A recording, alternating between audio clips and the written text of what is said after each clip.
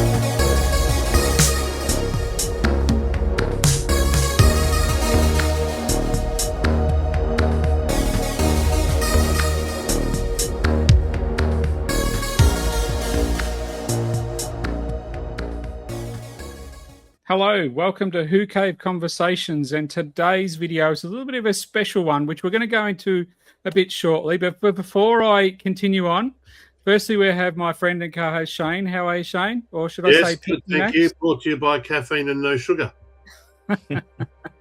And below we've got Taryn Capel, Calder City Robotics Corporation. Yeah. How are you, Al? I'm good. It's time for you to get inventive in your names, Mark. Yeah, I know. I shouldn't I? But I've just stuck with the same old, plain old, the Doc MD 74. As long as somebody's grounded in reality and knows who the hell they are, it's probably best. Yeah, I'm just trying to keep a straight line because generally we tend to go off piste a little bit, but that's great. That's what it's all about. He's the anchor. Mark Dunn, Anchorman. Correct. So today, guys, we're here to discuss character options, latest and newest released, and the last in the Vortex range, which is the Tegan Jovanka and Destroyed Dalek. Shane and I have been very grateful that you were happy to share the journey. I said, being an Aussie-based figure too, just added that bit of extra flavour for us. And I said we are passionate about this, and when I initially got together with Shane to discuss some ideas about telling the story of character options, because I'd seen a lot of figure review videos which are fantastic, the articulations, the discussions and thoughts and feedback, but I hadn't really seen evolution of a figure. I mean, there's a couple of literature bits of text now that are out in the world now about character and prototype figures and things like that, but I don't think there's ever been really a journey, and it's something I spoke to with Ed about as well, that you guys had never really been asked to go into the intricacies that we probably have done. I think there's something quite serendipitous about this journey, and it's not a word I use. Carapace I use. Carapace, or I know that word now. Serendipity, I think, is a flighty thing, and I think the fact that this, it's the threads that bind the universe together, but the fact that you guys are Australian, the subject matter is Australian the message that you sent me, which has been one of those videos right back at the beginning, literally a day after I'd already decided to sign it. I mean, like I say, it's serendipitous. It feels like there's a bit of connective tissue in here running through the whole thing. So from my and I will be happy to share now that we're going to have another person appear on our screen. This has been, as I said, a multi-facet sort of thing and gone in multiple directions. But I'm proud to announce that we are going to have some input from Tegan Jovanka herself, Miss Janet Fielding. And that video will appear here through and morph into our conversation, and where we'll get some input from Janet, and she'll be recorded slightly in the future. Yeah, so all very timey-wimey. All very timey-wimey, and we'll be seen weaved in amongst this conversation, and some of it may appear in some future episodes. Through the powers of time travel, as we've already discussed, we'd already gone into the introduction and the latest character options release of the Tegan Jovanka figure and destroyed Dalek, and I thought, well, I think we need to speak to somebody else as well, someone who's very important to that, who's joined us right now. And I'm thinking... Who are we talking about? Janet, hello, how are you? Yes, you. How are you? Fine, thank you. How are you? Well, thank you. Thank you for joining us today on this epic journey that we've been following. And Al, we've already discussed previously that this was has been a long journey for us and something that's very unusual. We normally have little chats about the latest releases from character and so forth, but and obviously this journey was a little bit different, which actually started with a conversation with you and I, Janet, through the help of Philip Edney, our mutual friend at Sirens of Audio. We had a weekend where I was able to help out and spend some time with you and have a chat with you and Sylvester at a local event here in Melbourne. And I guess it was a bit of a tongue-in-cheek conversation that I said, you know what, you haven't had an action figure, and I had the little resin figure of you in the flight outfit from, I think it was Eagle Moss or one of those little companies. And I said, you know, this would be a nice little joke to send to Al, and you never know what might happen out of it. And obviously... This might happen. Yeah. We did the little video, sent it off, and I think Al's first response was, actually, hold that thought. And well, I'm really relieved because I get asked a lot. You know, how come you don't have an action figure? When are you getting an action figure? And and I think the fun part, well, yes, it's probably one of in the collector world, I guess it's been one of those on Shane, you'd agree, high on the wish list for collectors to actually have. You know, we've got a plethora of figures released around that era, and a multitude of Peter Davison figures in various costume, but we never got. And none of those figures have got what this Tegan figure has got. Have they, Al? No, none of them at all. It's next level, Janet. I think we said that. It's Here we are 25 years later, and we've achieved I would say the best figure we've ever produced. So that's pretty. Thank you very much. And just for everyone to share, I've got obviously, Janet, we have the standard publicity shot, which we sort of spoke a little bit offline beforehand, that it's probably one of the most popular images that fans will want to get you to sign at events. Yeah, that's true. So obviously, I dabble in a bit of action figure photography, so I thought, you know, I'll try and replicate that as best as possible with our new action figure, and it comes up pretty good. So again, it does. It's brilliant. And Al has pointed out, this is a total new figure, and the processes involved with this have been interesting, even for us. Like I said, we had a bit of an understanding about the process that occurs.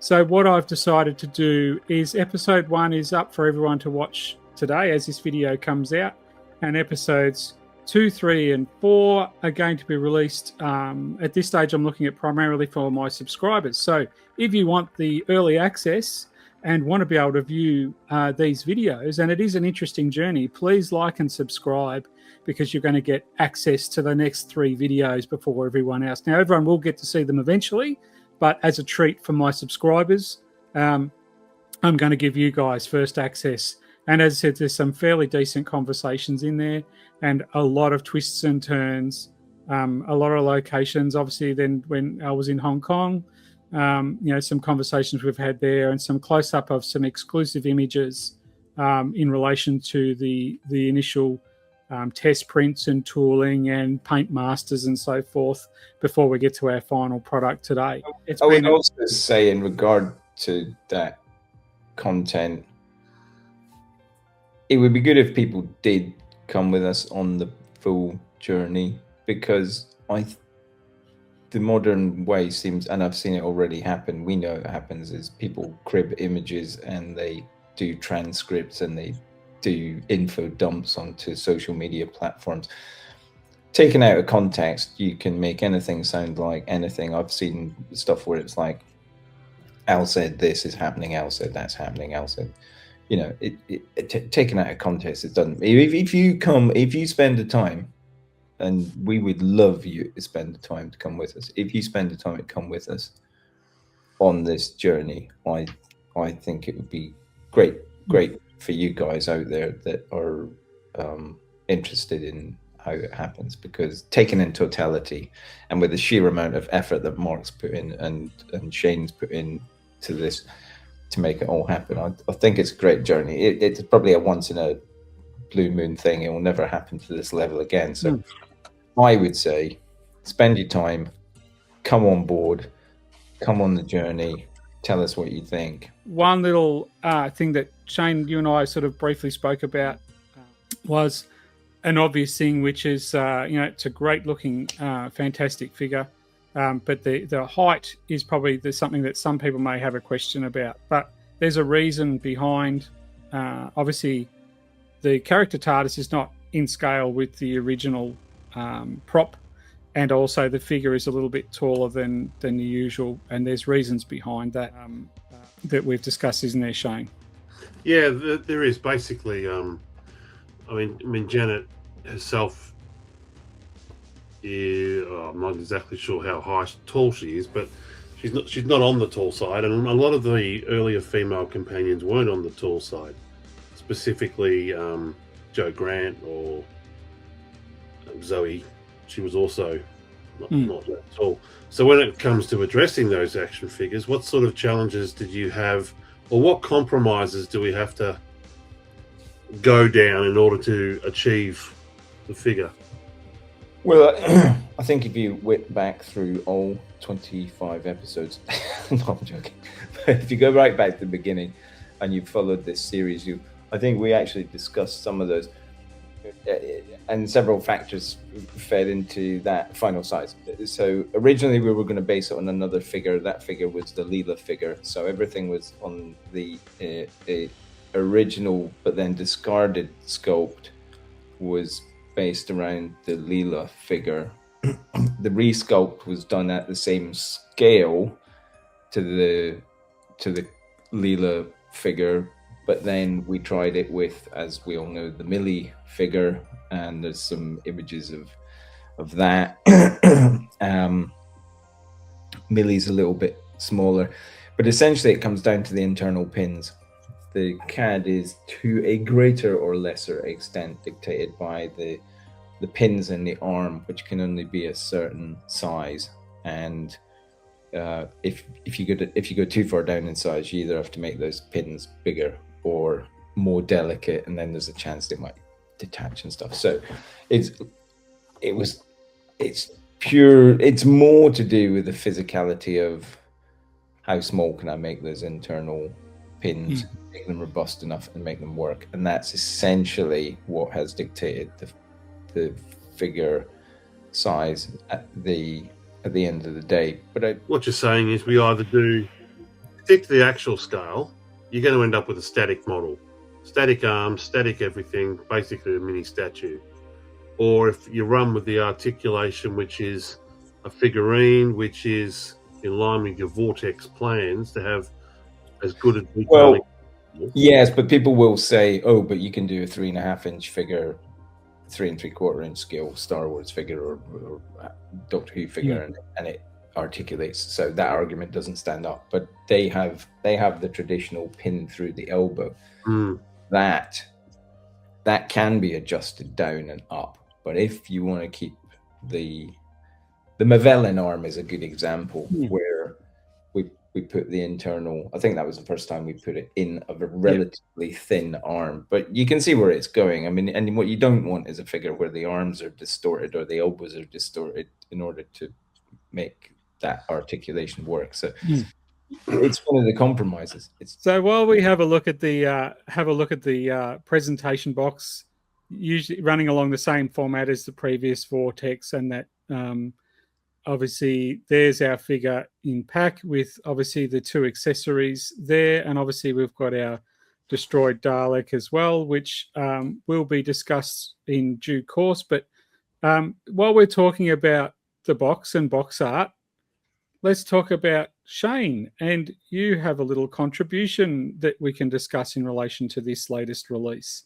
Yes, I do. You know, I've made figures and everything recently, but I started to dabble into the literary side, shall we say, and wrote the paragraphs on the back for this product.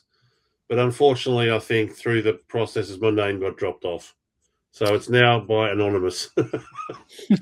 Yeah, it was slightly unfortunate. We this kind of started with the master figure. I got Neil to do the master figure Buns Rat on Gallifrey Bay, so he knew about the figure and he was involved, and as I thought it'd be quite fun if he wrote it, so he wrote that one. You wrote this one, which was brilliant. Unfortunately, due to some cock up in on the print side, which is all I can say, you don't get the acknowledgement that you should have got and deserve.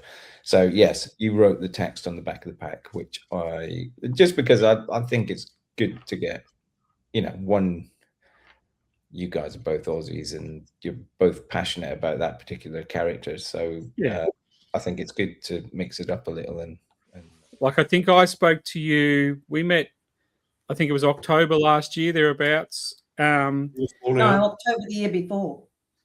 Yeah, so and then I think October 2024. Yeah. Is that how long ago it was? Oh, it was too, because we're 2026 now. Yeah. We're 2026, yeah.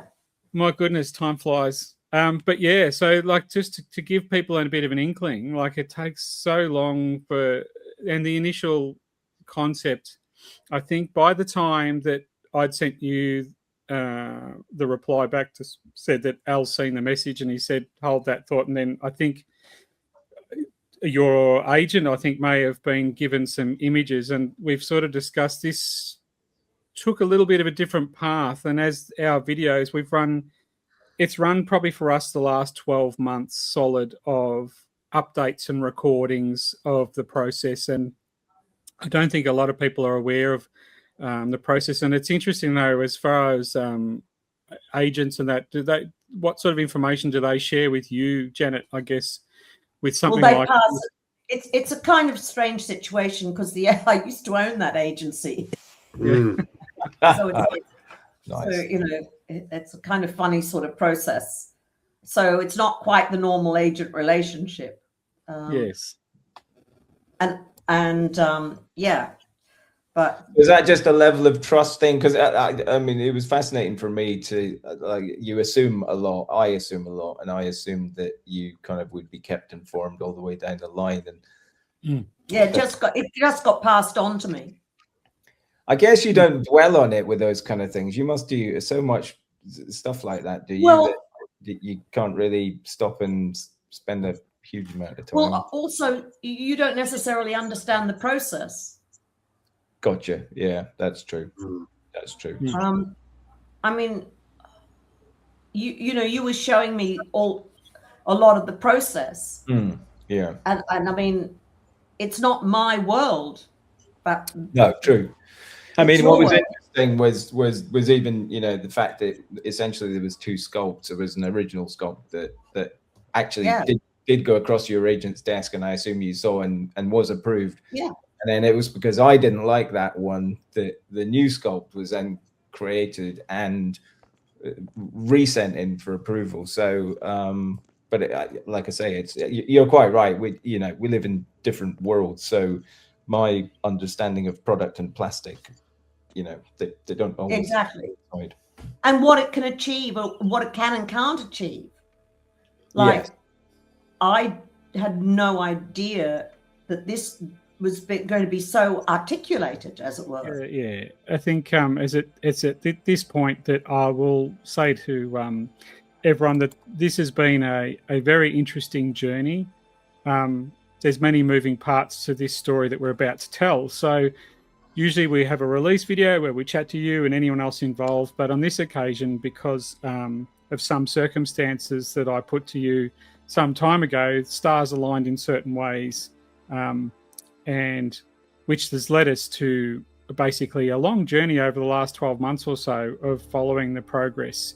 Probably the first time that we've actively gone this far into it. We've actually been given the wonderful opportunity to look at initial concept through to completion of an action figure and putting this whole package together. So we've had some sort of behind the scenes involvement from that initial concept. So what we've decided to do for everyone out there is we're going to be running a series of videos purely on this particular release. And what'll have been discussed previously is that things can change along the way. So what we've done today, so by the time we finish speaking today, I'm going to include episode 1 of the Tegan's journey. Essentially, we're going to follow this journey in the form of a video diary.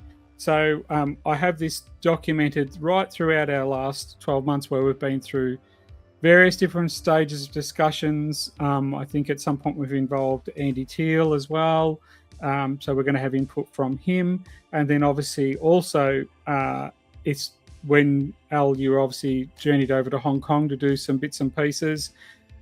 We were there when you were able to get some insight or look at prints and stuff for that. So we thought, it was a great way to share it with everyone to get to see what it's like to actually make an action figure from start to finish. And the Dalek. Yeah, and I hope, it's been interesting for me because I've never kind of trusted people on this level to be involved, or at least to have oversight of what I was doing right from the start. And although it doesn't get into the day-to-day minutiae, I think the process, I think it'll be interesting. I hope it'll be interesting for people to see that it's not a linear start to finish thing. You guys are aware of all the changes and chopping that happened down the way. It occurred to me that it's interesting that to go with me on this journey, I chose the people furthest away on the planet from myself. So Yep, I love time zones. maybe that tells the story in itself. I don't know, but yeah, it's been great. It's actually been good to share it with somebody because you're both passionate about what you do in different ways and both passionate about the details. So actually, when I see a level of enthusiasm from you guys, it gives me more confidence. And I think this is the first, other than Ruby, this is the first fully new, 100% new character, humanoid character we've done in the Vortex edition. If you think the Pertwee wasn't, the Master wasn't, the Wrath are a monster, the Meep is a monster, the 14th wasn't. It's literally, this figure is the first real Gen 3 Vortex over and above Ruby, which was the one that we cut our teeth on, and we changed a bunch of stuff from what we did on that one to this one. So yeah, I hope it's a journey that people enjoy coming on. And that's why, I mean, the technology has moved on, and it's interesting. Mark has a photo that he showed me of that he's put a pose together with the Peter Davidson figure and your figure standing in the same scene, and the Peter Davidson figure looks like it's been it looks like it's made out of Play-Doh versus your figure, which just looks, you know, next level detail wise. Yeah. If you look at the arms on that figure and just the svelteness of 20 years ago, we couldn't have made your action figure look like that. It simply wouldn't have been possible. You would have ended up more like, and I think you asked about Nicola's action figure, and it has exactly that. It's got these horrible big pins through the arms, and it's just a little, it's all cruder. It's all much cruder than where we are now. Yeah. So you can see even from that image there that the joint and the articulation is a lot more subtle. So I think that's a good example of showing hand sculpting in Peter Davison's case there, where the face was created by hand sculpting, to now the digital recreation of faces and being able to use 3D technology now. Yeah, and it's the lack of loss of detail. You know, the digital sculpt for the Tegan figure and the tooling model for the Tegan figure, it's all the same data with bits added in. And then the tooling is made, so it's a second generation piece of tooling from a really good high resolution digital sculpt. The Peter Davison figure, as an example, sitting there, that would have been made into, it would have been sculpted, cast, recast, chopped into pieces, recast, chopped into pieces, recast, chopped. Do you know what I mean? So it's like, that's probably 4 or 5 generations down from the sculpt that was originally done back in the UK. And I have that original sculpt, or at least I've got images of it that I can show you, and it doesn't look like that. Incredible. All the chess pieces joined together. I wouldn't have read about it. Couldn't have made it up. And they're still sending me a message about Tegan, which literally almost a day previously I moved from the not being done shelf to the being done shelf to replace a figure that get it out. To replace a figure that people wouldn't believe we would ever have been considering in the first place from a completely different license. So it is serendipity. Yeah.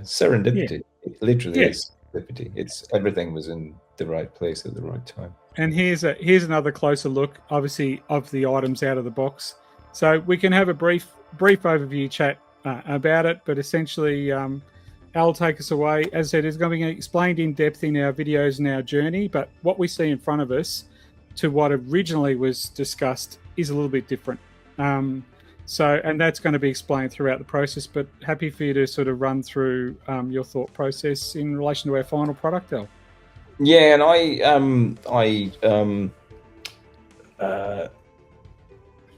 it's funny. I always think I hate seeing product up on screen because I can always see the issues with it, and the things because in hindsight you get to do that.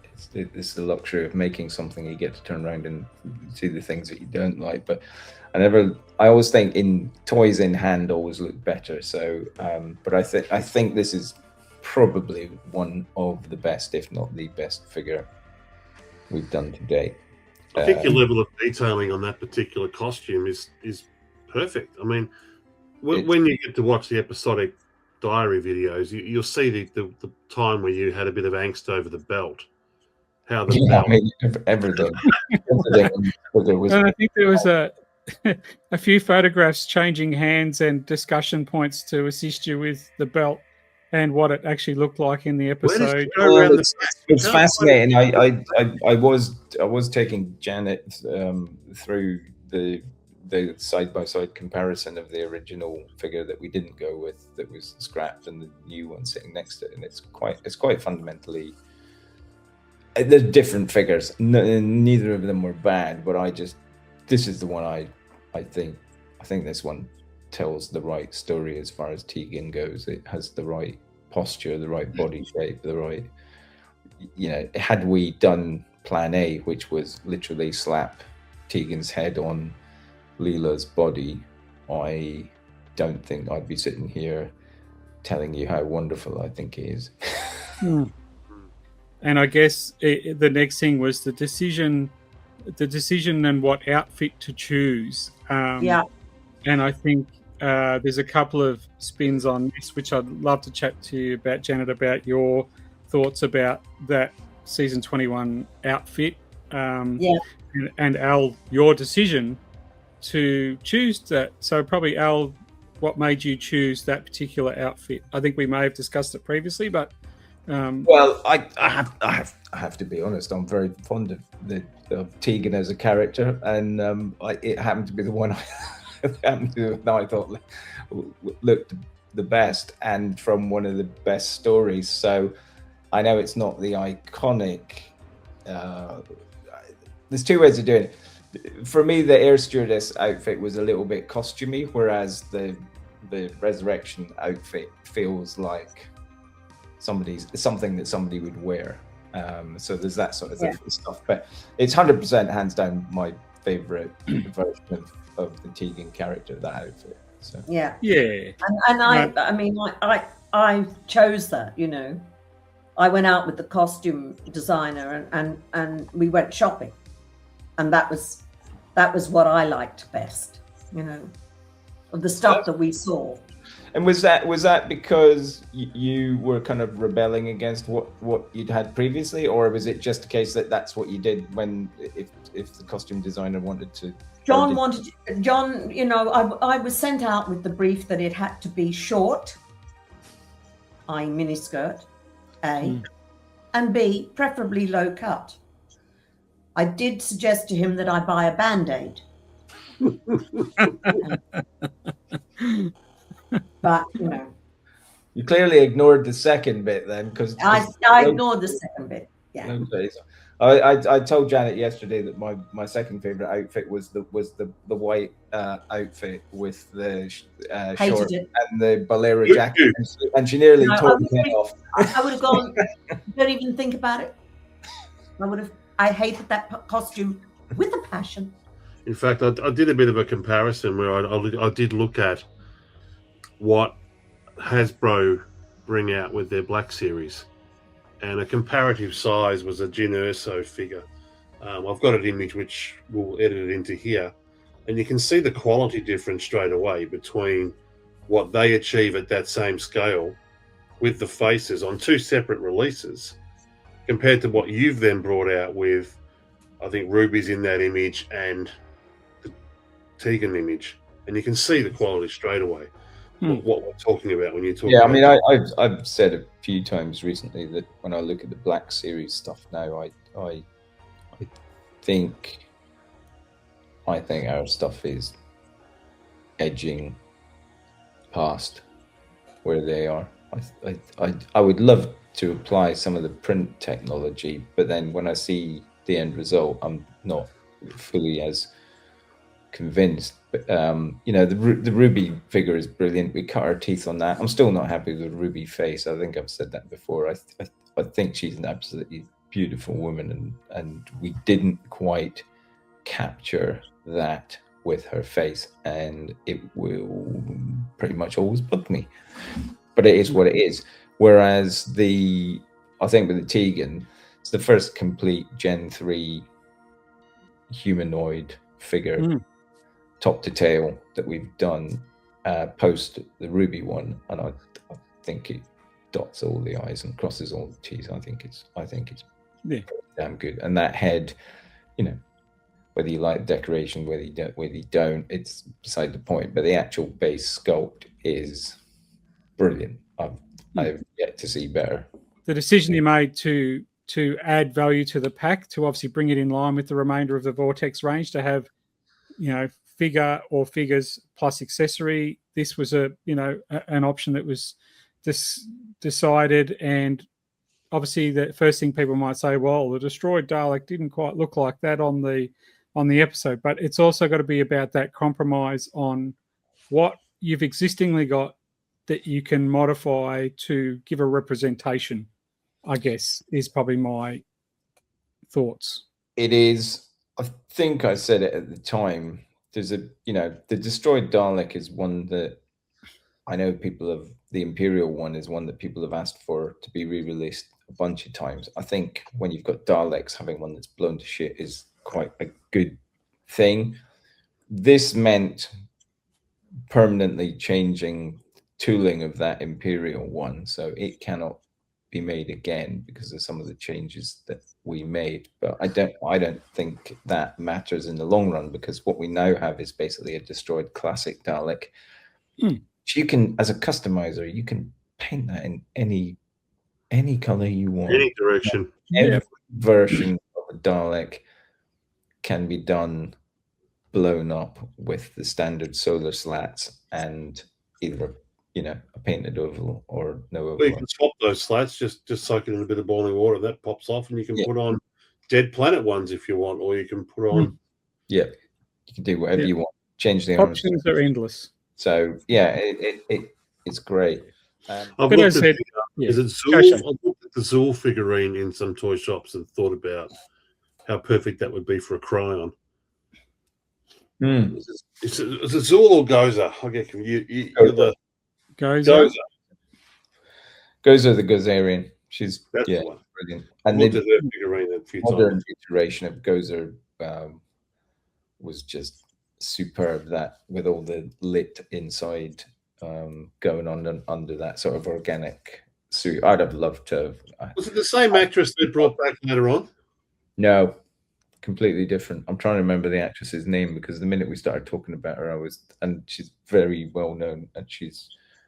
It will come back to me. But what's interesting is they gave her red contact lenses, so she wore full body prosthetics, and they gave her red contact lenses and styled her hair. But actually, in the end, they almost to a scene ended up using us because she's lit internally with that thing. It's almost in most cases a CGI version of her with black eyes, rather than which have been digitally changed, rather than the sort of original Zool red contact lenses thing. Anyway, we diverge, but we do. But it's all relevant in some form. So now that it's a brand new female third gen body, potential's there then to use some of those parts in future female. Because obviously everyone's thinking, all right, what companion can we get next? What companion can be done with that body? And everyone starts to think that way now. So as we know, 2026 is sort of in the bag, and you guys know what's coming, but it doesn't involve anything on that figure. But yes, there's I think you mentioned it pre this conversation, there will be some that will say, why not the air stewardess outfit? That could be looked at further down the line. It's a new skirt wrap and a new top wrap and a new head, but and probably arms, in fairness, as well. It's not as simple as I'm sort of making out, but yeah, it's possible. And would it not have got the approval from the agent, via the agent, if that figurine had been produced with the boob tube costume? Well, put it this way, my enthusiasm would have been limited. I think it was the right choice in this particular costume. As I said, Janet, you had some input into that. I'll tell you something funny. That is the costume. If people do dress up as me, that is the costume they're most likely to dress up in. That's the other one for cosplay. The belt, I know this is getting into details, and you might or might not remember, but the leather skirt is quite interesting because it's 80s, so it's asymmetrical. It's got that asymmetrical kind of bandolier belt. Yeah, was it a zigzag? And I like the belt. The belt was my idea because I had a belt that I used to wear like that. So was that separate, or was it part of the skirt? Because when we were looking at the rest of the material, it looked like it was something that I picked up, and I thought that would look good with it. Because I did have a belt. I had a skirt and belt that I wore, which draped around the hips and down. And because the way it's worn is great. It's that asymmetric kind of thing where it just goes round, but it doesn't kind of on an angle. Yeah, it's cool. I like that. It's really cool. And then taking the iconic air stewardess look from Logopolis Castrovelva moving forward, There's Yeah. obviously a change in the look and the style. And I think we've discussed offline a little bit too, a change in there's a different look, I guess, for the Tegan character. And even the hairstyle was something that was changed or considered. Do you want to tell us a little bit about the thoughts behind that? John Nathan Turner wanted to launch a look that could be emulated by young women. And, you know, he just came up with the most complicated thing. And in fact, it was destroying my hair. I mean, that first series, I could, you know, the makeup lady was doing this through my hair. And I went, what are you doing? She said, nothing. Anyway, I checked and there was loads of, my hair was snapping off because they were using old style Marcel tongs to achieve the curls and perming it a lot and colouring it. And, you know, it was just being treated all the time. So I thought, sod it. They didn't pay me a retainer between the two series. So I figured they weren't paying me. I would do what I liked with my hair. So I went and got it chopped. So that was the reason you went for the much shorter cut-in style. Also decreased the time I had to spend in the makeup chair. Which is also a thing, to be wished for. Because, you know, if it means an extra hour in bed. That's true. This project has sort of come full circle for me, and I'm sure full circle for you, Al and Shane. I think it was just great to get that initial fun conversation that turned into a hang on a minute, hold that thought, to where we are today. It's bind the universe together, and it's both of you have kind of got involved over and beyond what you, I'm sure, would normally be involved with in order. I just want to say thank you for that. In order to help the things move forward and help me out, and I massively appreciate that. So do not think I do not. I absolutely do. There's a core of people that I bounce stuff off because I kind of get different opinions on different things. We were talking about one today, and obviously you're not. It's not something I normally do, but I get a couple of different opinions from different people, and then, like I say, that's my job. My job is making the decisions of what to compromise and what not to, which you get gunned for further down the line, but it's a decision that has to be made. So I have to just pick my shots and pay my money and take my choice. Well, I think the realistic part of this, the realism is, I think, Al, is that people have to understand that there is such a thing called compromise in this world, that we can all have great ideas and say, oh, well, you shouldn't have done that because of this, you could have done that. But the reality is, if we want these things on our shelves, that the honesty is that they're not being pumped out at 30,000 units each now. We're now at a smaller, more defined or refined fan base. So there has to be certain compromises with that along the way. It's still a representation of. It may not be, but it's not a hot toy. It's not, to that sort of level. We're talking about an action figure. It's not a hot toy and not a black series. And I constantly see comments with, well, if character options were getting it right, they would sell more, and everything would be fine, and it would be fixed. The reality is that Doctor Who's reach currently, it's a brand thing. It's a brand. It's not even just a brand. It's it's a toy thing. Toy.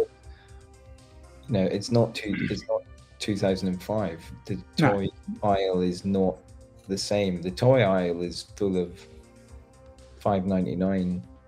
The difference is you'll have blokes like us who have got this surrounded by these things, but ultimately it's becoming more of an adult collector market now. I think that's what's changed. 100%. And it's not just Doctor Who, it's across all. As I said, I really want to thank you completely sincerely for the journey over the last 12 to 14 months. It's been really insightful. The whole, just make this figure, why can't you do this? has completely changed, in my opinion, when I see how it's all created, what you've got to go through, the level of detail you've achieved, and I've seen from you in the last 12 months is incredible. And I do see that compromise where that comes, and you've really fought hard to not have to compromise beyond 4 or 5 millimeters in the Tegan height or something like that. Hopefully there's more to come. To quote the great Tom Petty, the future is wide open. You guys know some of the stuff that's for next year. I'm not saying we're going to be able to do this level of deep dive on next year's stuff, but I think we can. Hopefully there's 1 or 2 we could potentially do, but I think that's a conversation we can have. And as you guys know, if the plan goes A, then everything's out there and we can pretty much bring people with us on the journey. And if the direction is B, then we're business as usual and it's all happening behind the scenes, and so we don't know where we are at this point. But yeah great. So look, I think I'll add that, yes, Al, it's been a fantastic journey. I appreciate the level of involvement we've had. It's not usual for fans like us to have that level of involvement, but I think we've just struck a chord with each other, and I think it's worked well. Again, it's the level of trust too has to be there, because a lot that just also shows people that a lot of this stuff that goes on behind closed doors, that people don't realize that when they see this figure on a website or whatever, there's a lot of moving pieces and changing pieces. So it's not as simple as that. And I think we've reiterated that a few times. So moving forward, yes, 2026 is going to be a good year. This is our final for the Vortex / release discussions. So I'm actually releasing this in audio format as well. So for Apple Podcasts and Spotify, the DocMD 74 is out there. I'll put some links in the final video, and it'll be there for everyone. So if you're driving along in the car, or you don't have time to sit and watch, because I understand for everyone, we don't all have an hour or more to sit and watch, but sometimes you might have time while you're on the train or walking or in the car somewhere. Check on in and have a listen, because it has been a really interesting journey and has been fun for me to do. Copious amounts of hours of editing, but I've loved every second of it, and it's a passion that's close to my heart. And again, it's been really fun. So I'm hoping that episode 1 gives everyone a little bit of an insight, but 3 more episodes to come. And as for exact date of release, that's to be announced on the socials. But certainly everyone will get a taste of episode 1 in our chats today. And who knows, some of the chats with Janet might appear in some of those episodes as well. So stay tuned, everyone. So because Warriors of the Deep, you have quite a bit of sort of action, don't you, in terms of sort of fighting and Pedant Roberts. Yeah. I mean, it has my least favourite monster in it, the Merca. It has everyone's least favourite monster. I was going to say green screen, no green screen, but green monster. Absolutely. But what a terrible. Tinkering with. That's It back. was like a pantomime horse. There he is. Didn't they get the 2 guys that were the Rent-A-Ghost horse to do them? I've no idea, but I probably. Come on, when you walked into the studio and saw that, did you all just royally take the piss about? We just. We must have been terrified. It looks monstrous. We knew what was coming at us, actually. Just, oh my gosh. It's a matter of lighting, I think, is it? They say a matter of lighting. Well, No lighting could save the Merca. 0. There isn't a light that has been developed that could possibly save the Merca. Complete studio blackness with a little bit of reflection off the eyes might have worked. No, trust me. I was going to say the Ingrid Pick karate chop move. It's like, what's going on? I wonder who the stunt coordinator was for that. Janet Fielding. That's what they're showing at the BFI. I know. I was surprised they picked it, but apparently that's one of the reasons. Is it's the one with the most digital corrections to make it look as dark as possible. Yes, I mean they've done a lot of work on it, a lot. So I'll it? be really interested to see it. Actually. Okay. Yeah. And I I was think gonna the Merca's been reinvented digitally to assist. No, actually, I think it was a puppet. Yeah, I think it's a bit of Yeah. both. And images of both, a digital recreation and a puppet, obviously used for some shots. So some improvements on the way potentially. But no Exciting CSO because of the times. dress. Yeah. No, So no, I mean, I'm a huge Big Finish fan, so I've followed Tegan through all the Big Finish stuff as well. Oh yeah. And I really enjoy those and that sort of story that she's gone on. So she's never really gone away for you, I guess, as a character. Did you think? No. Did you think Power of the Doctor kind of was married up with the Big Finish stuff that you've done, in the sense that did it feel like a continuation, or did it feel like a bit of a side? Well, or bit difficult to know actually, because the Big Finish stuff is Tegan really sort of, although we don't sound as if we did, and nobody would because we're much older, but we're actually back in at the time when it was done. Yes. Back in the 80s, theoretically. Mm. Whereas Power of the Doctor was deliberately, was 40 years later. That's true. I suppose you're jumping around all over the place. I know in Big Finish, there is a couple of stories where you kind of get found again as a later version of Tegan and do it. But yeah, I can see how. Yeah, but there's none where there's that huge, because you know, in Power of the Doctor she says, 38 years. Yep. Bastard sort of thing. Yeah. I must admit, I was shouting at the TV at that point, shouting at the TV, going, "It's not 38 years. She met her in Big Fish." Yeah. Oh well. Yeah. One little anecdote. They never invited. What's funny is, that because Peter, Sarah, and I are quite good. We're very good friends, so we talk all the time.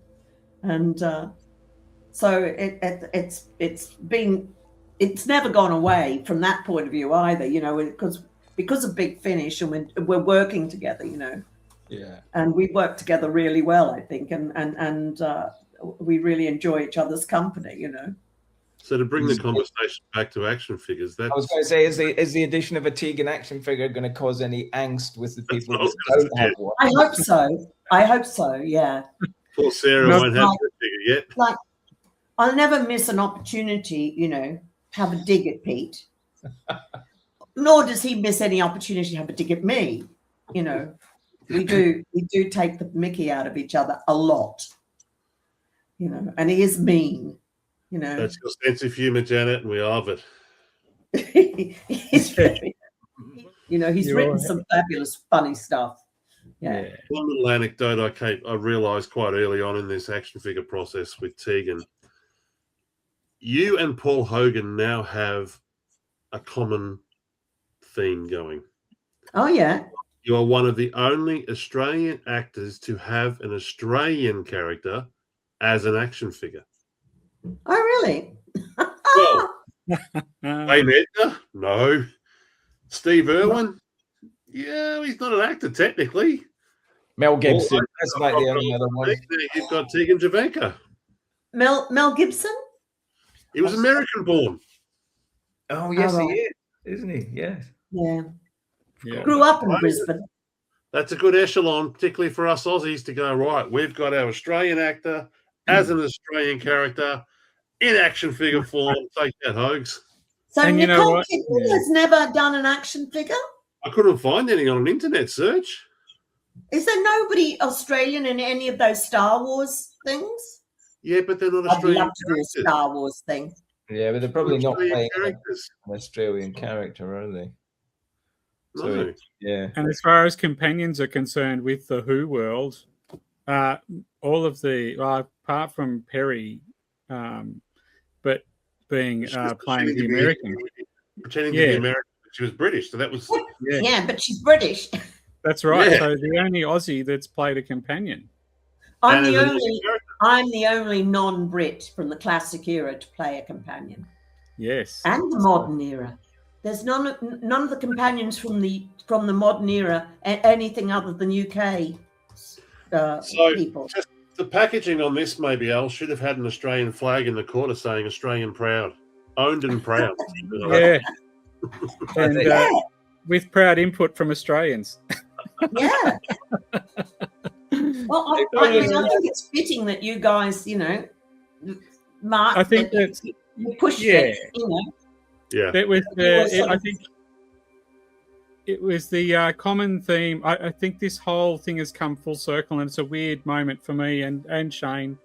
I think going from that original conversation to leading where we are today, and me just giving you some little updates along the way in code because I wasn't sure who knew what, etc. And obviously, it's all top secret stuff. And I think at one stage you said, "Can you just remind me what project are we talking about?" Because I was talking in so much encryption. But it sucks back. I remember. What is he talking about? Because sometimes, you could have been talking Swahili for all I knew. Yeah, I know. And I was just being mindful that, obviously it was a big secret to keep, and obviously trying to stay true to that. But as I said, just as an Aussie to, grow up watching Who around that time, to see the Tegan character that you could relate with, and then as a grown man, many years later, had the opportunity to meet you properly and say hello and have some proper conversations and continue them on. And then to actually have an action figure that was going to be, put out. So it was just something for Shane and I that just struck a chord. And it's just a, full circle moment where we've just followed this journey along the way. Like we essentially it's taken 12 months of conversations with Al, and the conversation has moved this way, up and down, left and right, because things change all the time, as you know, with any industry. Where does it go? Yeah, the amount of conversations we had. Well, this is a character that I started playing 46 years ago. Wow. Yeah. 46. December 1980. I did the first filming, that filming in that Barnet bypass. Yep. Yeah. With Delore Whiteman, who's sadly no longer with us. And now you'll be seeing this action figure were you form. filming before they did the press call? Because there's images of you at the press call. Where I think you've got the scarf and stuff around you, and I think. Oh yeah. Was that done before you started filming, or so? Oh yeah. Before. I think I was doing a tour at that time. So why my hair's all were you in theatre at that point? Yeah, I was. Wow. Interesting. Yeah. So did your agent put you forward for it, or sorry, I'm probably asking. Yeah. I was with an actors co-op at the time, and my photograph was just terrible. I'd been doing rep in Northampton, and a local photographer had taken these really pretty lousy photos actually, and John didn't want to see me, and somebody in the co-op, in the actors co-op, wrote this wonderful letter and saying, if you want somebody to play a bossy Australian, they don't come much bossier than this. You're Australian. Well, us Aussies do tend to speak our mind, don't we? Yeah. Yeah. When it needs to be done. Yeah, people are always going, you Aussies, to me, you tell it like it is, and I think, do I really? I thought I was being tactful. This is our tactful. Right up. I think our tactful is to some people direct, where we can just ask an honest question, which might be to some people, that's a bit forward, but I think that's just how we're wired. I think as an Aussie culture, we're very easygoing, and we tend to tell it how it is most of the time. We don't tend to sugarcoat it too much, but so some people might see that as being a bit forward, but I think that's just normal. Tuesday. People tell me, you've still got your Australian accent, and I go, well, yeah, because I get away with a lot more with an Australian accent. Correct. We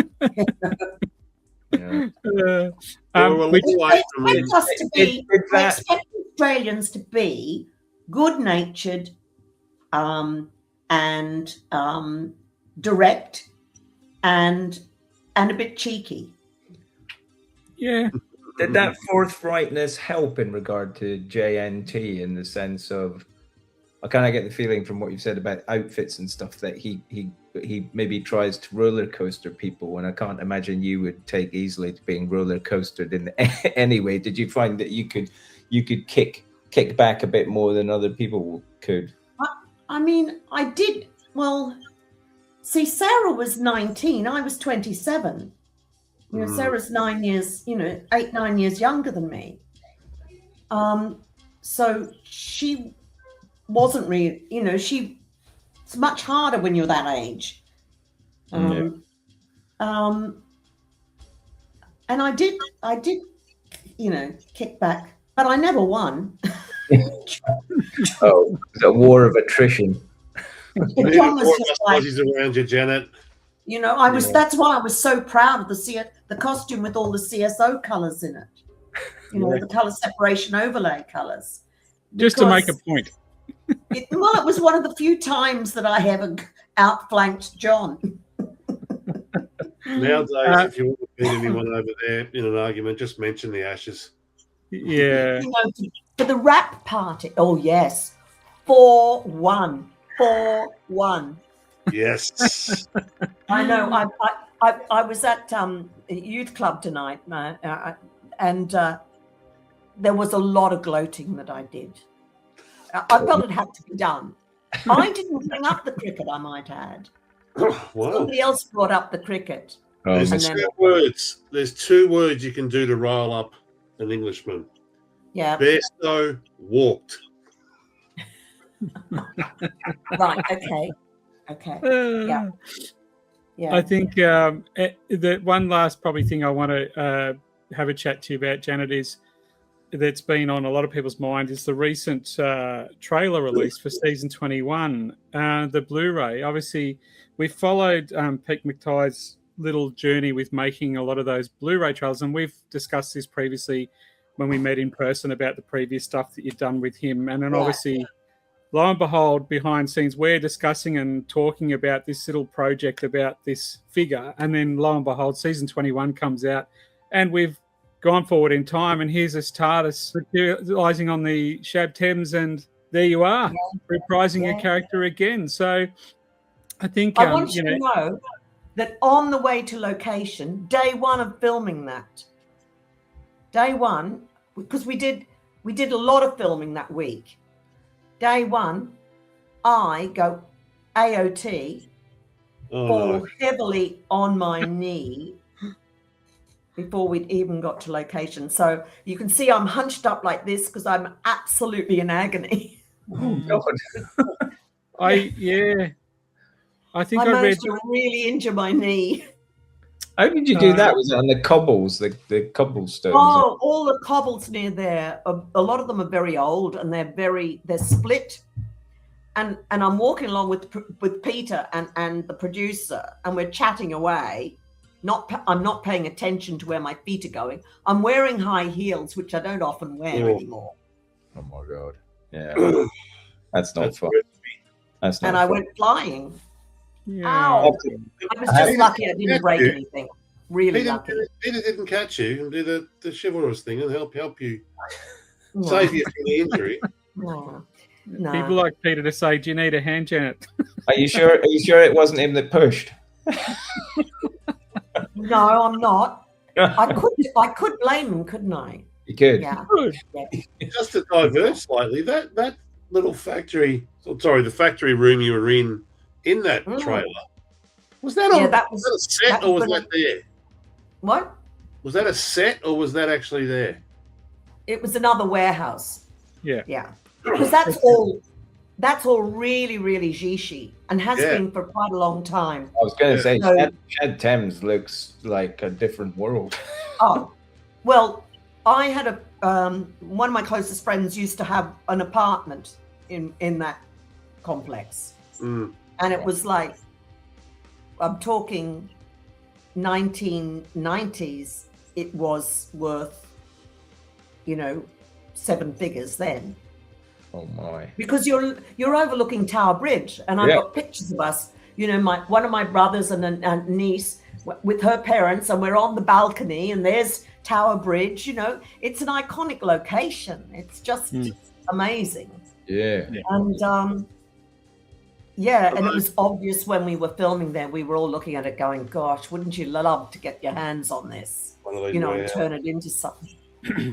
Those overhanging walkways, are they still active? Can you still walk out on those, or are they just like heritage now? I don't know. I don't know. I mean, I did stay with her a couple of times, but she certainly I don't remember her building linking to one of those. So I assume not. Probably for decoration these days. I would think so. When you guys were filming Resurrection in those warehouses, was that a bit of a health and safety nightmare, or was it actually pretty good? Because they were actually abandoned, weren't they? They were abandoned at the time. They weren't that bad. I mean, I don't know how long they'd been abandoned, but they weren't. I don't remember them being as bad as the warehouse where we filmed that trailer, because that was wet. Yeah, and there was water coming up. The pumps had to keep going. As soon as we turned off the cameras, we had to they had to run pumps to keep the water from rising too high. No. Wow. Yeah. Filming's always glamorous. But how was it, I guess, going back and doing it? Like, we've all seen it now, and we all thought it was fantastic and loved it. He's so clever, Pete. He's so clever. He's I love that. And I love the one he did with Sarah and me. Yeah, that was great too. Oh, we had a chance. We met Pete at one of the local events. He was in Melbourne doing some work for something else, and he turned up, and we had a chat to him, and I spoke to him about it. And it was just, you can tell the level of excitement in being able to bring stuff back to life from stuff we've all sort of watched when we were a bit younger. He's so clever. Yeah. 10 years ago, Pete McTighe was actually at our convention events as a fan, lined up for a photograph with Peter Davison next to the console. So he literally is one of us. I know Mike Tucker and reasonably well, and he can't say anything. He speaks very highly of Pete about his talent and ability. He holds him in he's got good passion for his projects. Yeah, no, he's a real talent, Pete. He's lovely, lovely. Yeah. So I think in going full circle now to wind up our conversation, we appreciate very much your time with us today. We know the time zones are always difficult to align with us in Australia, and obviously we're used to it now with Al and Ed and others that we've had on the program that we trying to juggle at. But at least, Janet, you are now going to have something to show Peter and go, well, look at what I've got. I may do a little gloating, yeah. Yeah, maybe. Because obviously by the time this video is out, it will be out readily, everyone will know, and it'll be out there for everyone to see. So, as I said, our journey is going to be, like Classic Who, it's a 4-part episodic look at the... extravaganza. I know, at the creation of the Tegan figure. So once again, in winding up, thank you so much, Janet, for your time today. We do appreciate it. Thank you for pushing this along. Yeah, and I think it's been a fun ride, and this is probably one of the only times we're going to get this in-depth look at something like this, as we've discussed. So thanks everyone for joining us, and for everyone out there, like and subscribe, because as I said, we're going to have 3 extra videos go along with our main video for subscribers only at this point, which will be released in due course. But once this first video is dropped, subscribers keep an eye out, so it gives you an inkling to hit the subscribe button, because you'll get early access to some more videos where some of this conversation may take place as well along as our journey. So undoubtedly, in my 21 years doing Doctor Who action figures, I can 100% say that's the one we got right. 100%. There's nothing bad about that figure at all. No. Oh, fantastic. Brilliant. Over to you, Janet. You can now sign hundreds of them at conventions. Yes. Yeah, I was going to say. Indeed, guys. Indeed.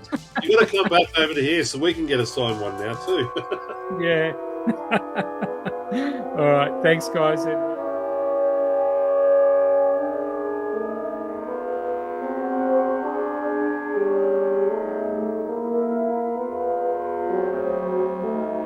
I'm Mark, the Doc MD74, joined by my friend and co-host Shane. How are you, Shane? Good, thanks. And as always, the celestial toy breaker, Mr. Al Dewar himself. How are you, sir? I'm fine. I'm very good. I sound like a bit throaty actually, but I'm actually feeling better than I have for ages. So yeah, I'm good. I'm good. Well, We're thank bright you and so early. much. You're up late. Yeah, that's great. Yes, the time difference thing is always fun between Australia and the UK. So getting our diaries and times aligned. So as I said, this is a bit more of a unique journey. And we're going to take a look at the production of a figure, and a particular exciting figure for us, as there's a certain flavour or element that's close to the heart of myself and Shane. Isn't that right, Shane? Certainly is.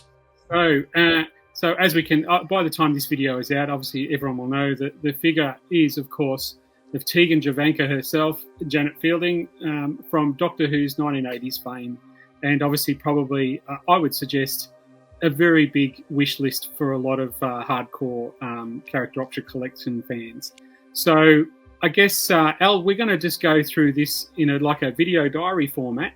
As I said, we're just going to go through this and take a look at the journey from concept to completion, and then put this together as a little package for everyone. As we've discussed previously, some of these figure ranges and designs and concepts go through several stages. Yeah, so there was an original concept that I put together, which used the Leela body, and that basically, as I think we'll sort of discuss, the structure of that was essentially the same. It was keeping the sort of, yeah, there we go. So it was keeping the upper thighs, the chest, basically the chest core, not the outer PVC wrap, some of the arm components, losing the head and losing the lower legs, and basically sort of replacing those. So I had the body, or what was left of the body. It sounds terrible, doesn't it? It sounds like dismemberment, but I had that, basically the Leela body scanned. And obviously we don't, as I've moaned about in other videos, we don't have the original tooling model of Leela, which would have been lovely to work from. So we had to essentially scan a production figure. That was then given to the first person we commissioned to do the work. And I actually had that on bank for a while. So that there was originally going to be, so just back history. So we had essentially 7 releases for 2025 locked in. One of those was lost fairly quickly, which left us with 6. But then the final one for this year wasn't actually going to be a Doctor Who figure. It was going to be a different license. We were looking at dipping our toes into a bunch of different stuff. And for whatever reason, legalities or licensing issues, that figure couldn't happen. So that 6 figures essentially then dropped straight back down to 5. But I had this banked Leela sculpt, digital sculpt, in the background that I was at the time pretty happy with. I submitted that in to the BBC. It actually got approved pretty much straight away. The issue came really when, because to be honest, when it was done, I hadn't scrutinized it heavily enough. I knew it was there. I had kind of banked it for a rainy day because it was originally going to be something like 2026 or 27. We didn't know if we were going to have the license renewed at that point. So, and it's not like we have tons of digital figures hanging around. We really don't. But that was one of the ones that I had. I had the Tegan figure on bank. So what happened was essentially it slotted in as we'll now know, the final figure for 2025. And I was happy with it at the time, but I kept going back to it, and I kept looking at it, and I kept looking at the head, and I kept looking at the face, and it felt to me like it was ever so slightly too masculine, and the sort of figure itself the actual body was good, but obviously being based on another figure, it's always going to be compromised versus creating a figure from scratch. So we had a slightly compromised body. We also had a head that I gradually grew less and less fond of, and it's a human thing. You just look at something and you kind of go, it's not quite floating my boat, it's not quite the way I see it, and therefore our brains are good at recognizing a face and what can potentially be slightly off with a face. I mean, it's the whole CGI uncanny valley. Yeah, exactly. So there was something I was innately, unhappy with, and at this point, obviously, the figure, as we'd submitted it, was approved. However, in the back of my mind, we had the option to have a retake using a sculptor who did a ton of work on the original Doctor Who range, both the physical stuff and then later the digital stuff, who'd actually done the Sarah Jane head for us and had done a very sympathetic job on that. And I'd really liked that head because nobody had ever really hit Sarah Jane's head as well as this guy had. And this guy is Andrew Teal, who is Design Works in Windsor. So Andrew's very sort of he's very cool. He's very matter of fact. There's no sort of messing around with Andrew. If you tell him you want something, you have to point him very much in the direction of you have to point him very much in the direction of what is the look you're looking for. He doesn't like an airy fairy, rightly enough. Is Andrew a fan himself? Is Andrew a fan himself, or do you have to supply 100? No. Andrew is a massive fan of sort of classic Doctor Who, I would say. Maybe less of a fan of New Who. But funnily enough, he also sculpted, which will be common knowledge by now, but he also sculpted the Meep. And when I went back, so this is an illustration of the matter of factness. So when I asked him to do the Meep, I asked him to look at basically do an angry Meep and a happy Meep, and I gave him all the assets. Angry Meep and a happy Meep. I gave him all the assets that the BBC had given me, and I thought that's fine, as I always do. So he sends me back happy Meep and angry Meep, and I immediately go, "Oh, the mouth isn't quite like that, and this isn't like that, and the nose is a bit like that." And so he came back and basically said, "You need to tell me exactly a picture of exactly what it is that you want."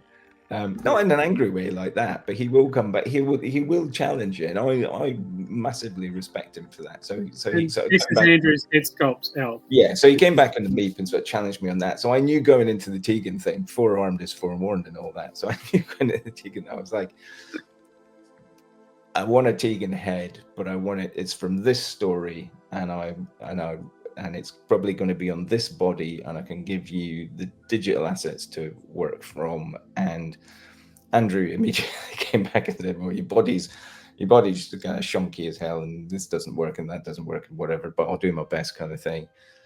However, he turned out, I think, an absolutely superb Tegan head, which very much captures the sort of Tegan. I like the expression on the face. What's interesting there is if you do, because obviously we're all looking at the same slide, but you'll see that with the different lighting, it changes the actual expression on the face quite a bit. Yeah, I'll go back to a previous slide. The expression on the face is that sort of soft smile, which I really like. Don't let the things like the eyes kind of throw you, because obviously they're digitally colored in or placed there just to make us feel happier as humans, but actually the ones I like looking at are the top ones, sort of Roman statues. So if you look at the Roman statues, the top row and the bottom sort of right, you can see which is where an interesting little story just before this commenced, Al, like where I had the opportunity to catch up with Janet physically and at a local event here, and I thought, I discussed it with Shane. I thought, as a bit of a joke, I'm going to send Al a little message from a special guest to say hello firstly, and then ask a particular question. And it was funny. I actually happened to have my little Tegan Jovanka little miniature resin figure. And so we thought it was quite a hoot. I panned around and lo and behold, "Hello, Al. Janet Fielding here, and a little conversation about, have you ever done a character options figure of me? And it was just really a bit of a tongue-in-cheek joke. And then, you know, because knowing how people have always wanted a Tegan figure along with a plethora of others within the classic series. She is highly requested in many forums and many articles. She's one of the people I haven't met, and I would love to meet. So I was delighted to get the message, but slightly perturbed. So I think my answer back was hold that thought. Yes. And then here we are today having the conversation. Yeah, and it was bizarre in a way because literally at the point you sent me the message, this submission of the first sculpt that I ended up not being 100% happy with was already in. And she was heading back to London, I think, to chat to her agent to probably end up approving it, and actually, as I say, it did end up getting approved, but because I wasn't happy, I kind of... It's amazing how these things work now, isn't it? Because I remember speaking to her offline afterwards and said, I've sent Elle the video, and then she sent me a message back going, my God, Mark, that was quick. Thank you. I said, it's not on me. It was probably just something that was in the works that I've just poked the bear a little bit to bring it forward. It was exactly that. Yeah. So having approved that, and I think she was delighted, and most people are, and I think actors and actresses and most of the people, they're always slightly disconcerted by seeing themselves in digital or, you know, almost wax-like form. So I think they don't potentially spend a lot of time looking. But anyway, we got approval on that first figure, which I, as I said, wasn't 100% happy with, and I submitted the second one. There was then a bit of hoo-ha with the BBC because they were kind of going, "It's approved. Are you mental?" And I was going, "I know it's approved.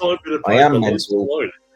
I am mental, but I really want this. I really want a different head." And there was some real crossed wires because they were looking at the first head thing. It was the new one. They were asking me, "This looks exactly the same. What's the difference?" And I'm going, "It's completely different. Are you mad?" You know. And then eventually we figured out between us, that we were working at cross purposes, and he hadn't actually seen the revised one.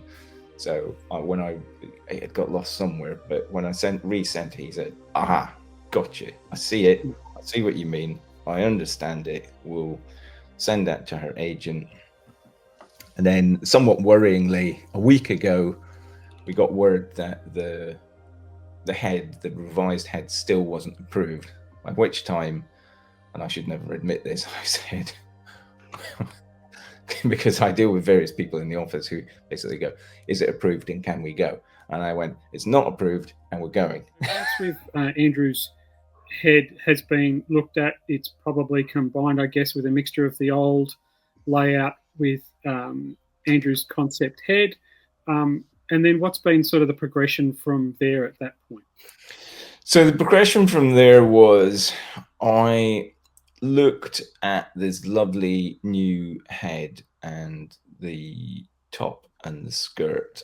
I looked at the Gen 1 version of the figure attached to that. And I just felt, it kind of felt like a slightly retrograde step. There was another figure this year that came out, and I had to use an older figure as a basis for it. And it's just the way the cloth gets cut. You know, there's a finite amount of budget. A P&L is run on everything that we do, and it's got to make financial sense. So, you know, it's like the old thing about, you know, the Pertwee head isn't a Vortex thing because it's only a new head. It is a Vortex thing because it's not just a head, it's not just a CAD, it's the up-spec paint, the sonic screwdriver, the electroplating, the whole shebang. Yeah.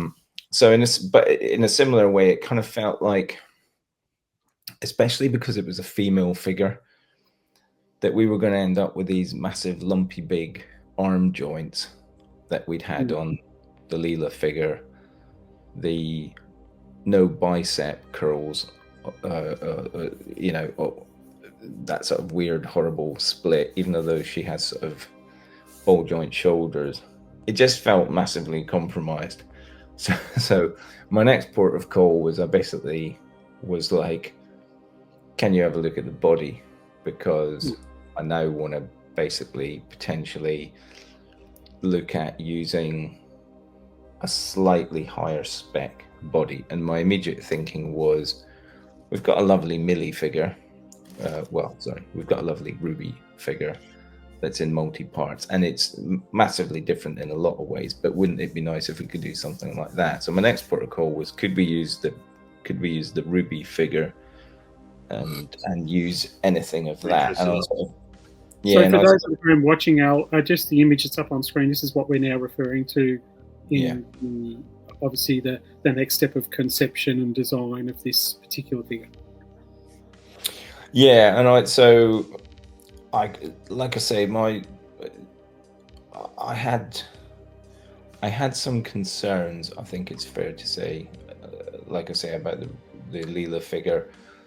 When I looked at trying to do the Ruby figure, it became a little bit obvious that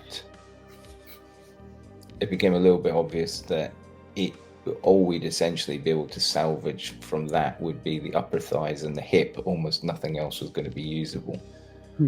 So it was almost into new figure territory.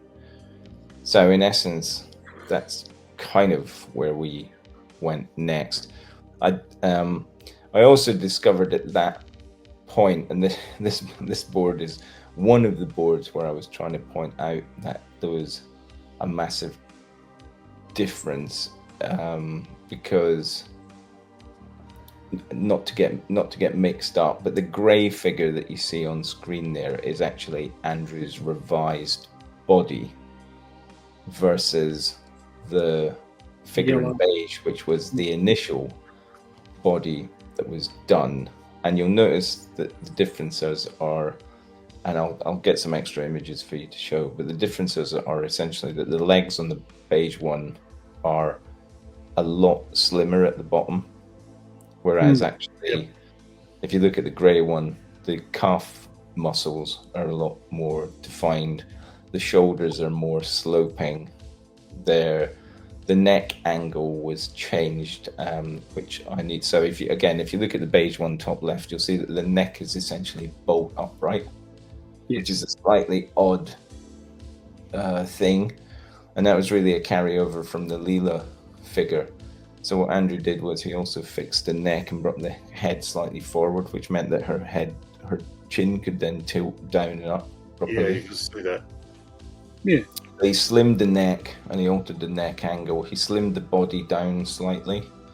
He sloped the shoulders so that they were more sympathetic construction. Meantime, I'd also already actioned him fixing the arms as well.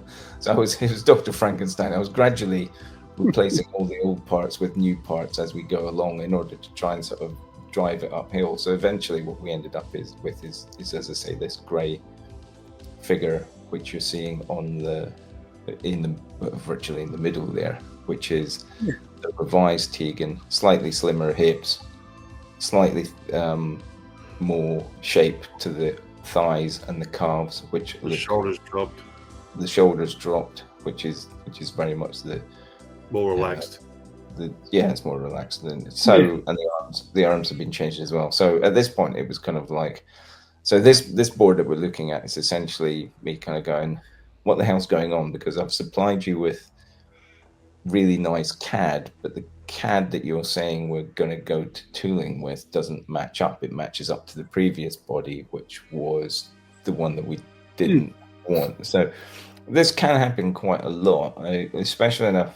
So this figure was a bit of a problem because, as I say, I started off with one concept to do new bits for an existing figure. Then that ended up changing by hook or by crook almost all of those elements. So right down now until the body is changed, and essentially you're looking at a complete brand new figure. And then on top, so you've got essentially a complete new body. You've got a new head. Next stage is the articulation, and obviously I wanted to go with something more akin to the Gen 3 style articulation. Yeah. Also, we have the argument, which has come up a number of times, but it came up particularly on this one, which is when you do a female with arms, bare arms and bare legs, inevitably we're sort of told, oh, the pins are going to be too small, so there's a limit to what we can do. And I kind of always haul out a Black Series figure, like one of the female ones, and sort of basically go, well, if they're doing it, so why the hell can't we, kind of thing. So there's a bit of toing and froing at that point. Is it fair to say, Al, that you might you like to push the boundaries or challenge some of the more executive decisions, I guess?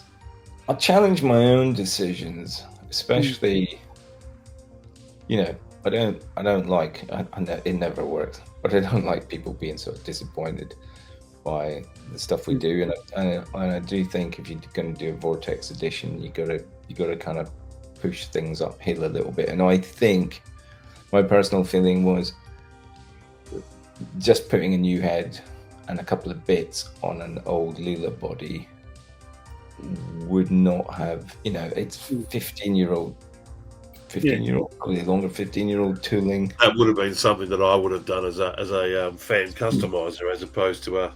Yeah, it's been, and you know what? Tool As shed. speaking of customizers, it's something that what I noticed. Obviously, there's some really fantastic customizers out there. Shane being one of them, but Absolutely. the difference is between a mass-produced figure of 3,000-4,000 units or whatever's made. They're made in a factory. They have to be all repetitive. They've all got to be the same. Whereas you've got a customizer that takes an individual figure, and of course they might be able to do a slightly different paint deco or something that looks a little bit more, just a very different look, because you've got to remember that these things are made to a market. They're made to a set number. We don't have a person on the line just making one figure individually and then putting it in a box and moving it on. There's a big process involved. So the customizers obviously can produce some really fantastic and amazing pieces, but there's a different comparison. That's it. And we've also got the it's not a problem, it's just a fact that, you know, you've got a factory where you're asking them to do a B&M line where they've been doing the same thing for 15 years in terms of spray ops and level of detail, and in that same factory you're saying to them, you're going from here to these here. These guys are paying top notch for this figure, and it's going to be done in a completely different way and to a completely different level of finish. So I think the Tegan figure certainly looks amazing from what I can see from those CAD designs. It just looks spot on. So, Al, is there anything you want to add? Like, this is obviously a journey. So, anything else you want to talk about in relation to the figure? Yeah, I think, as you guys know, we've sort of not constantly, but in the ranges this year, we've tried to put accessories with each of the figures. Now, this is a very specific figure to a very specific story. So we went back. I tried to look at generic accessories that Tegan might have used. So the accessories we're looking to put with Tegan is going to be the Mavellan virus canister, which I actually think is the most appropriate one, because it's kind of in the background of a ton of shots, and even in the TARDIS they've obviously got the canister, and then there's the canister sitting in with Davros as well. So we're putting that in there. And then also, although Tegan doesn't use it, I thought it'd be quite cool to put it in as a Fifth Doctor prop so that he can threaten Davros. So we've got basically a Dalek trooper gun. Yeah, the gun. And you know what, Al? It's people like me who are going to have all these figures. We're going to set up our little dioramas now that we'll have. It's just for you, Mark. It's just for you. Thank you, just for my diorama. Yeah, and Tegan's going to be a single figure in a pack, so she's not going to be like a twin pack or with another figure. So she's going to be on her own with these accessories, which will look fabulous. But fantastic. So that's where we are. So currently, CAD is all approved. CAD is of the body is basically all done. The that figure is essentially good to go. In fact, to the point where I should be signing off the tool plan. So as we sit here, we're sitting here 1 week out of John Pertwee being released in March 2025. Next process for Tegan is the signing, tooling model. Yeah, tooling model. Then it enters production in Hong Kong in May or June, or how far ahead do we look at? Yeah, so tooling models take about, they should take about 2 weeks, but in reality it always takes longer than that. It takes about 3 weeks. So we get a tooling model, and they do that in China with a very, very high resolution ceramic 3D print that they do. Formlabs resolution, which we use at work, and the resolution that they do this stuff in is just next level. So the tooling model is literally the articulated figure as it will be. So I get one of those to basically review, and so I say I'm happy with all the details. That's done at 4% bigger size than it will be in production because of shrink rate. And then almost in parallel with that, a second tooling model comes to me to be decorated up so that they have a paint master to follow. So as the tooling's happening, I'm preparing the deco master, and the deco master. Someone gets to paint that lovely tunic that she's wearing. Yeah, there's two fabulous guys at Designworks who do all my paint deco on everything, which is a lovely chap called Alex Gibbons and another lovely chap called Steve Allen, and they basically do all my paint masters, and I never rush them. They always say, how fast do you need it? And I go, pretty fast, but don't rush it because it's got to be good. And they always just pull the cat. So do they do for safety or security reasons? Would you have more than one paint master? Like, do you send one off to the Far East? In the old days we used to, but they were so damn expensive that nowadays doing that, I guess they're made at a cost too. So